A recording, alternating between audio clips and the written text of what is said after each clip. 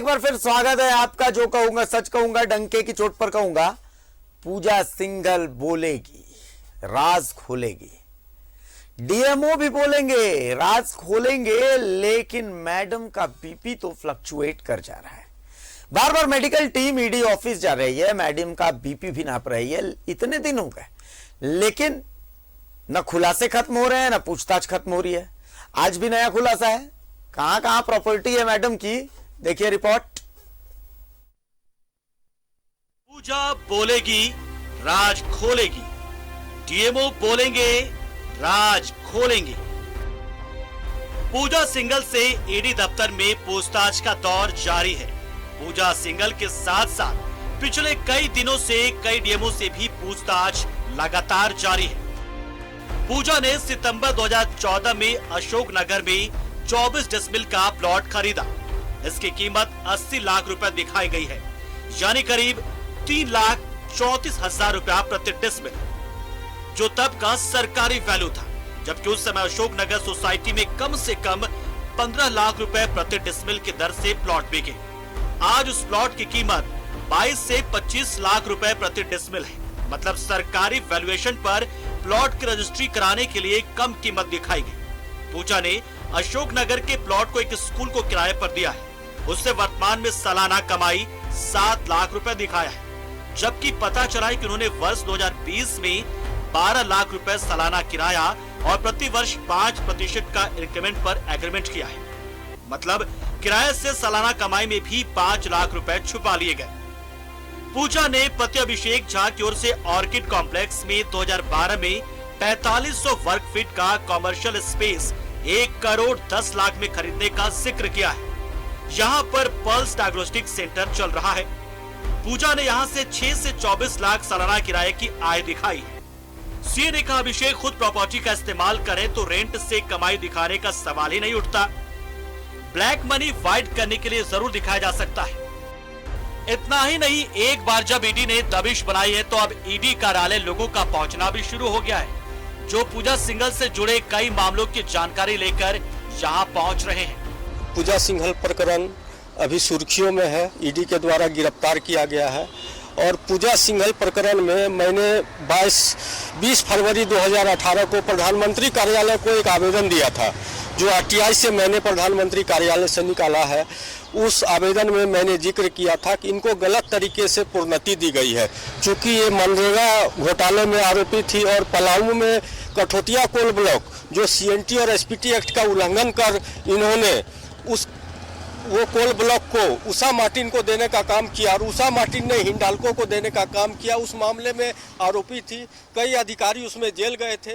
तो इनको नियम को ताक पे रख के मुख्य सचिव और पूर्ववर्ती सरकार ने इनको प्रोन्नत किया। तो मैंने इस मामले की जांच हेतु प्रधानमंत्री कार्यालय को पत्र दिया था। साथ ही मैंने लिखा था कि झारखंड सरकार में अभी वर्तमान में बहुत व्यापक भ्रष्टाचार चल रहा है, इस पर भी जांच होना चाहिए। पीएमओ ने मेरे आवेदन को अंडरलाइन किया है। मोमेंटम झारखंड के आयोजन के दौरान पूजा सिंघल महत्वपूर्ण पद पर थी। इसी उम्मीद को लेकर लोग ईडी ऑफिस पहुँच रहे हैं। वे आवेदन साक्ष्यों के साथ लेकर ईडी के जाँच के दायरे को बढ़ाने की मांग कर रहे हैं। सरकार के यहाँ एक बड़ा इन्वेस्टर समिट हुआ, उसमें ये विशेष कार्य पदाधिकारी कोऑर्डिनेटर के रूप में नियुक्त थी। उस झारखंड मोमेंटम में बड़े बड़े घोटाले हुए, जिसका कागजात मैंने आप सबों को दिखाया कि 500 रुपए में चाय, 4000 में एक प्लेट का खाना, जो है 19 करोड़ रुपया रोड शो। ये लोग सरकारी धन का काफ़ी दुरुपयोग किए हैं उसमें। और 1 लाख करोड़ का MOU हुआ धरातल पर।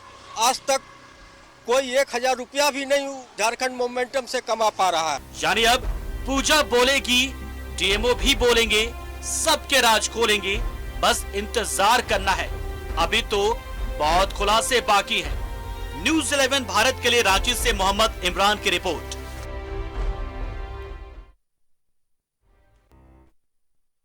सहयोगी इमरान और सहयोगी राजेश हमारे साथ जुड़े हुए हैं। मैं सीधा रुक कर रहा हूं एक बार, सबसे पहले इमरान का।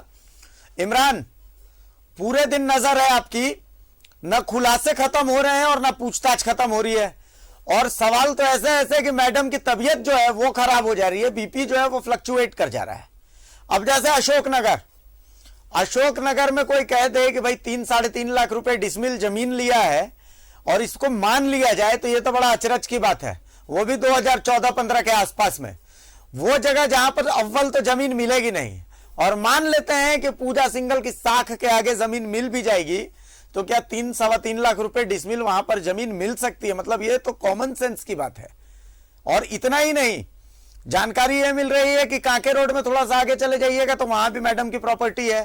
पंचवटी जो अपार्टमेंट जहां पर छापेमारी हुई, अब अभिषेक झा की प्रॉपर्टी जो है उसके बारे में भी कहा जा रहा है कि तमाम प्रॉपर्टीज जो है ये भी मैडम की तरफ से ही है। और साफ तो कुछ पता नहीं चल रहा, लेकिन इतना जरूर है कि अब खबर है, जब ईडी ने जो है अपनी जो कार्रवाई तेज की है, दबिश तेज की है, तो अब पूरे राज्य भर से कई ऐसे लोग हैं जो कि पहले आवाज उठाने से डर रहे थे, अब सवाल लेकर के पहुंच रहे हैं कि हमारे पास भी जानकारी है, हमसे भी पूछिए, हम भी बताएंगे। इमरान,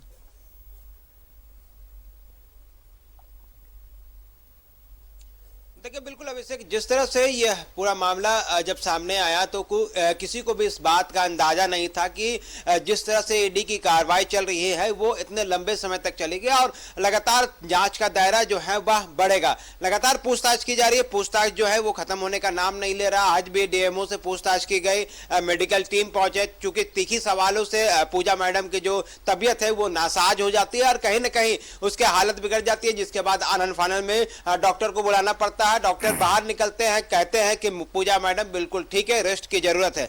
रही बात शुक्रवार को पूजा सिंघल और सी सुमन कुमार को कोर्ट में पेश करनी है, रिमांड अवधि समाप्त हो रही है।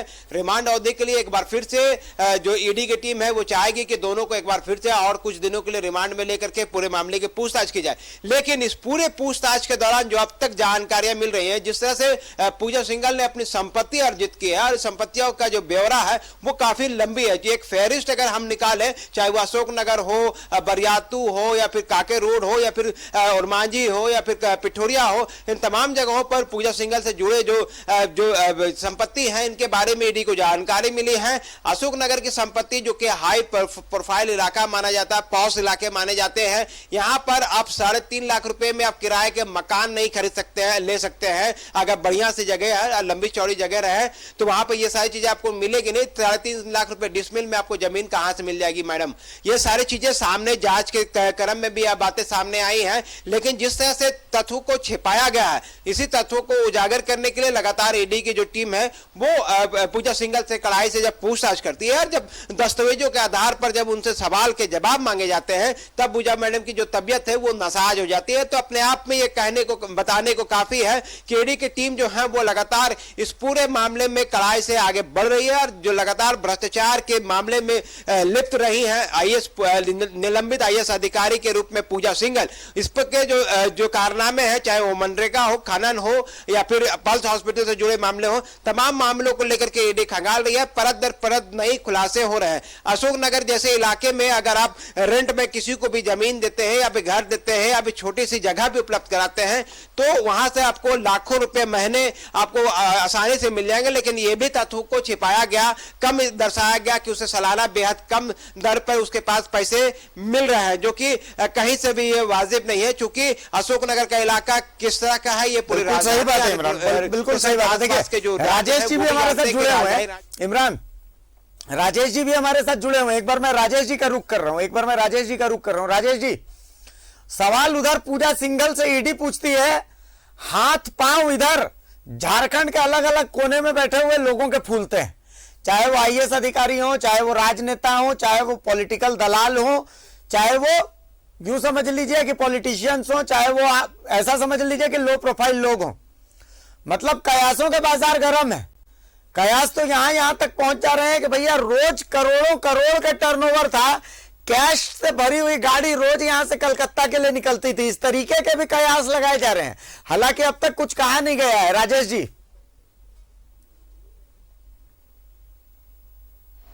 देखिए, जो ईडी की छापेमारी में इतनी रुपये मिले हैं, हम आप ये नहीं कह सकते कि क्या और किस क्वांटम में ये चीजें हो रही थी और कहां पैसा नहीं जाता था।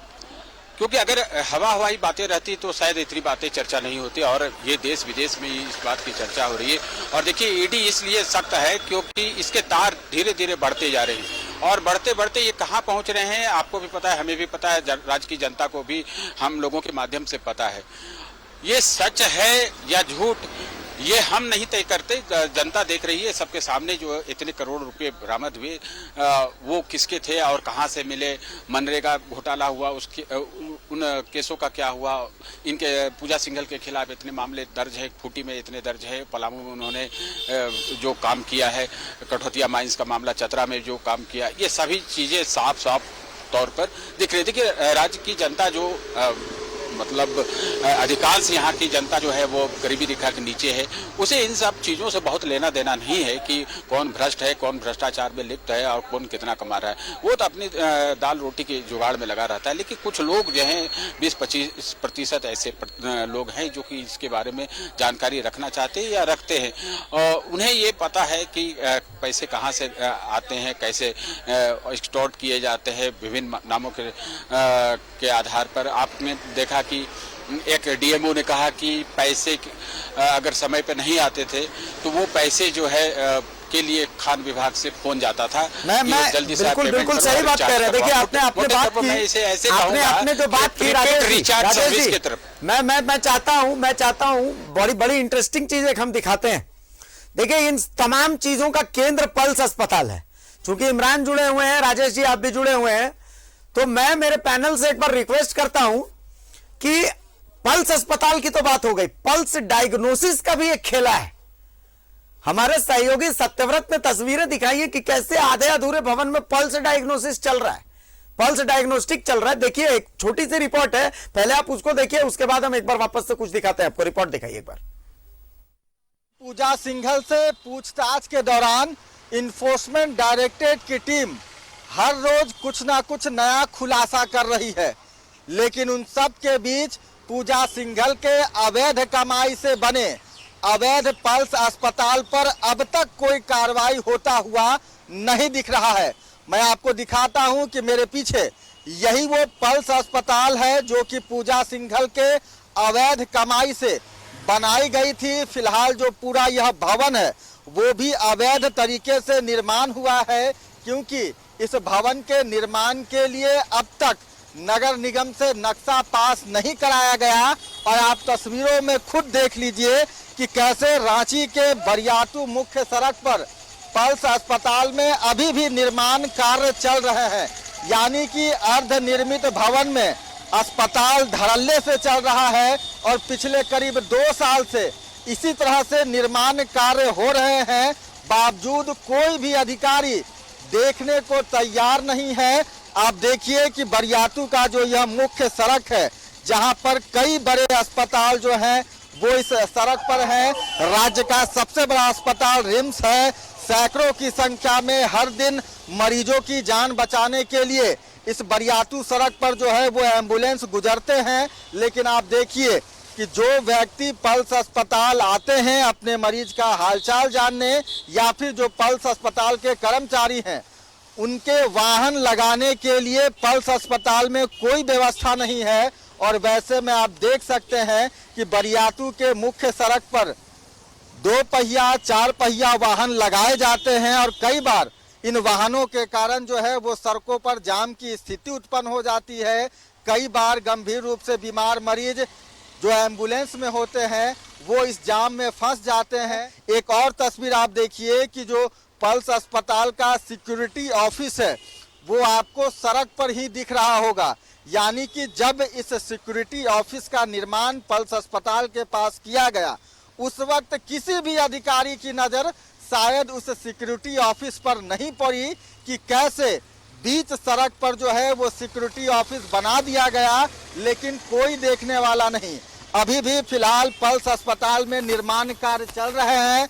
आपको तस्वीरों में दिख रहा होगा कि 14 तल्ले के इस बहुमंजिलीय इमारत में अभी भी बांस बल्ली लगे हुए हैं। और वैसे में सवाल उठता है कि अगर इस बांस बल्ली के गिरने से किसी भी तरह की कोई कैजुअल्टी होती है तो उसकी जवाबदेही किसकी होगी। फिलहाल इन सभी तस्वीरों पर अब तक किसी भी संबंधित विभाग के अधिकारियों की नज़र नहीं पड़ी है। लगता है अभी भी अधिकारी पूजा सिंघल पर ही मेहरबान हैं। सहयोगी अभय के साथ सत्यव्रत किरण, न्यूज 11 रांची।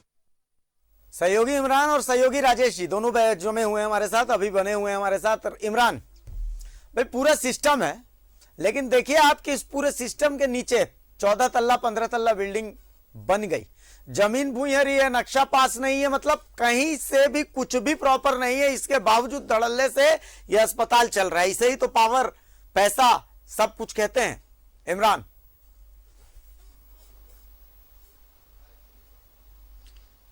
देखिए, इस तरह की चीजें जब भी अभिषेक तस्वीरों के माध्यम से जब भी सामने आती हैं और चीजें जब खुल करके सामने आने लगती है तो जो गरीब तबके के लोग जो होते हैं, जो मध्य वर्ग के जो लोग होते हैं, वो अक्सर इस यह सवाल उठाते हैं कि जो नियम और कानून जो बनते हैं वो इन्हीं लोगों के लिए बनते हैं, मध्य वर्ग और गरीब लोगों के लिए। जो हाई प्रोफाइल या फिर IAS पूजा सिंघल जैसे अधिकारी होते हैं, इन लोगों के लिए नियम जो कानून है वो उनका कोई मतलब नहीं बनता। तस्वीरों के माध्यम से जो जिस हॉस्पिटल को हमारे सहयोगी दिखा रहे हैं कि एक पूरे भवन को बिना नक्शा का बना दिया गया। निगम के बड़े बड़े अधिकारी हर रोज इस रास्ते से गुजरते हैं, लगातार इस भवन को देखते हैं, लेकिन किसी ने भी ये जद्दोजहद नहीं देखना चाहा, नहीं समझना चाहा कि हॉस्पिटल का जो निर्माण हो रहा है, क्या इसमें गाइडलाइन का पूरी तरीके से पालन किया गया है या नहीं किया गया है, नक्शा पास हुआ है या नहीं हुआ है। आप और हम अब अगर अपने घर को बनाना अगर शुरू कर दें तो कहीं ना कहीं निगम के एक 4 सदस्य टीम, 5 सदस्य टीम आपके घर पे धावा बोल देगी और कागज और दस्तावेज मांगना शुरू कर दिया जाएगा कि आपके घर का नक्शा जो है वो पास नहीं है, आपके जो पिलर है वो थोड़ी सी निकली हुई है, तो आपका कोना जो है थोड़ा सा घिसका हुआ है, आपकी सड़क से थोड़ी सी बाहर आ गए हैं।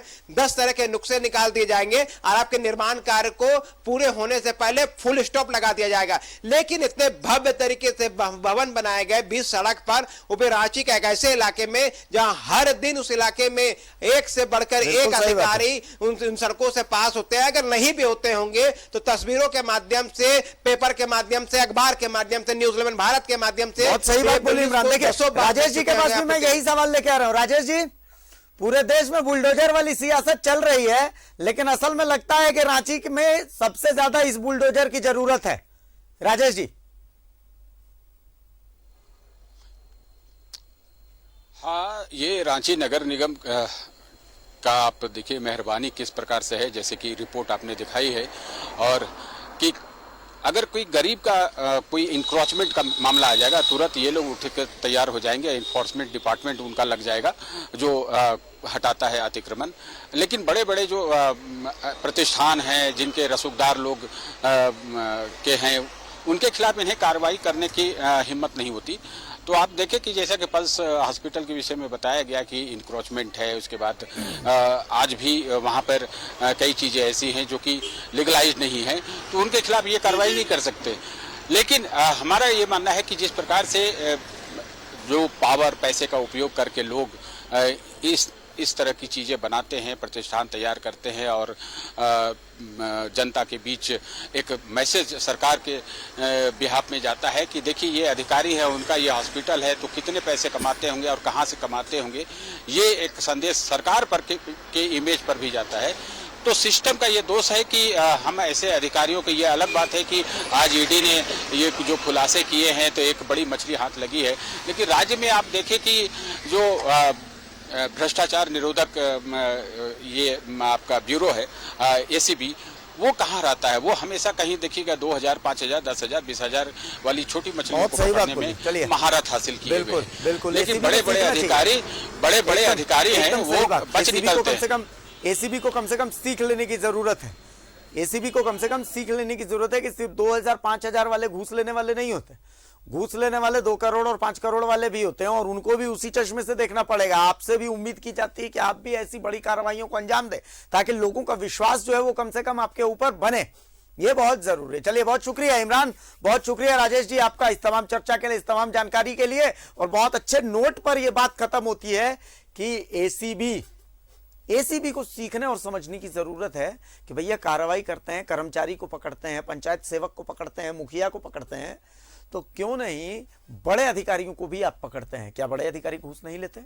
क्या पूजा सिंघल जैसी अधिकारी आपकी नजर में नहीं थी? अगर थी और आप पकड़ नहीं रहे थे तो ये आपका फेलियर है। लोगों पर लोगों का जो आपके ऊपर विश्वास है उसको बनाइए, ये बेहद जरूरी है। डंके की चोट में फिलहाल यहीं तक। नमस्कार, जोहार।